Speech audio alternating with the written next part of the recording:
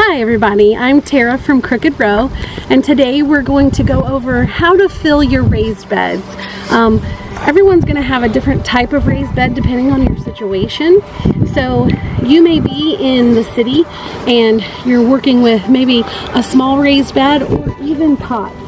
In any case, we're here on our farm and we have lots of space, and so we have very large raised beds. And so about 3 years ago, we made these beds and we did something called hugelkultur. And because we didn't want to fill up the whole bed with dirt or compost, and never use regular garden soil, by the way, because it compacts. And so you need like a good, loose, lofty soil that can hold moisture but can also release it as well, because you don't want your water to back up and it will rot your plants. But so we use hugelkultur, which meant that we put wood down in the bottom, just logs about this big in size, and we filled the bottom with it. And actually, when I say we filled the bottom, we filled to about, I think it was about here. So almost half the bed was filled with wood. And then we put raised bed mix in. We also, and we got this from Home Depot. Home Depot also sells what they call topsoil. It is not topsoil, but it's almost like a sand. And we sort of needed that for good drainage because our compost is wonderful, but it's a little heavy. And so to have really good drainage in this, we put a little bit of the sand in it, and potatoes love that, so sweet potatoes. But today we're going to go ahead and we're going to top this bed off, and we have black cow manure that we're going to use, and we got that from Home Depot, and you can get it from any big box store. Some of your local seed places will have it as well. And then we're going to top that off and mix in some of our own compost that we have here from the farm, from our kitchen scraps and from some of our animal waste. And we turn that every so often to give us a really rich compost that we put on top. And then after that, we'll plant. So let's get started.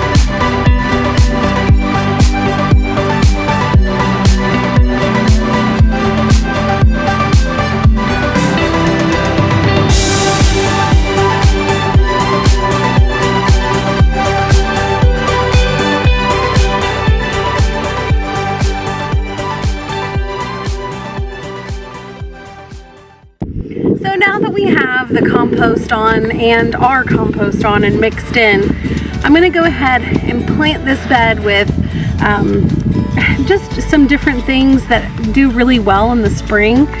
We're going to start off with dazzling blue kale. I'm going to go through these fast. Danvers half long. These are all from Baker Creek seeds. These are heirloom seeds, and you can get these at rareseeds.com. Giant of Sicily radish, New Zealand spinach,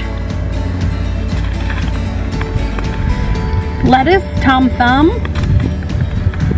lettuce May Queen, lettuce Little Jim. We eat a lot of lettuce, can you tell? This is called Tatatsoi. There's no picture of it. I have another seed packet that actually has a picture of it. Tatatsoi is, I want to say it's from Korea, one of the Koreas, but it's a really interesting green. I know it has, I think, lots of vitamin A in it, but it's almost a little bit like a succulent, whereas it's kind of juicy. But it's wonderful to eat, and it does well in the heat. So crisp mint, that's not mint, this is lettuce. Bull's blood beets and French breakfast radishes. So I'm going to start each side with a radish, and I'm going to end with a radish, and then I'll put my lettuces together, and I'm planting all of these really close. One, because other than the kale, nothing is really a heavy feeder in these, and I like to plant, especially my lettuces, really close because they kind of grow up in sort of like a clump, and then I cut them, and they kind of come back, and so we can harvest this over and over until it's time to put in our summer lettuce. But I'm just going to go ahead and I'm going to make my furrows. I'm also going to put in each furrow, even though lettuce and things like this are not heavy feeders and we already have our compost in the bed, I'm also going to put biotone in each of the furrows just to ensure that they have really good growth. So let's get started.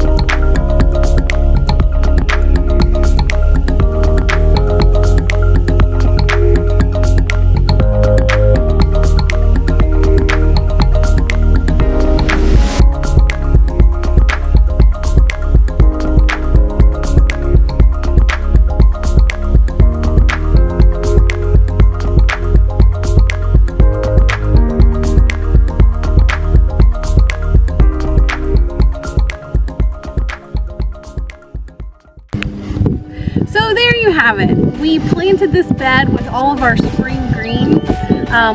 Typically, I would go through each thing that we were going to plant and discuss that, but this is kind of our spring mix for us. I did want to point out though that each row I put exactly what is planted in that row, and then on the back I write the date. And why that is good is because, like radishes, they grow in 20 days. And so if you don't have radishes in like 20, 30 days, then something has gone wrong in the row. So it's really important to be able to identify what your rows are. I also wanted to point out, I love this part of our raised beds. There is a space behind these cattle panels that go up into our trellis, and we plant cucumbers and lima beans and long beans. The Chinese long beans love to climb on these. And even though this is completely full with lettuce and kale and carrots and radishes, I'm still going to be able to utilize that small space behind the grid to grow up over this trellis. So it's just another way that you can position your garden to grow up instead of having all of this space. We have space, but not everybody has space. So this is the perfect way, I think, trellising, a trellis system is the perfect way to grow more food. And once it's all done, we'll bring you back through here so you can see how beautiful it is as it hangs through the grid. Apart from that, I think we're done. Well, I think that's it for today. That was plenty of work for us today on this beautiful Sunday. And remember, if we can garden, anyone can.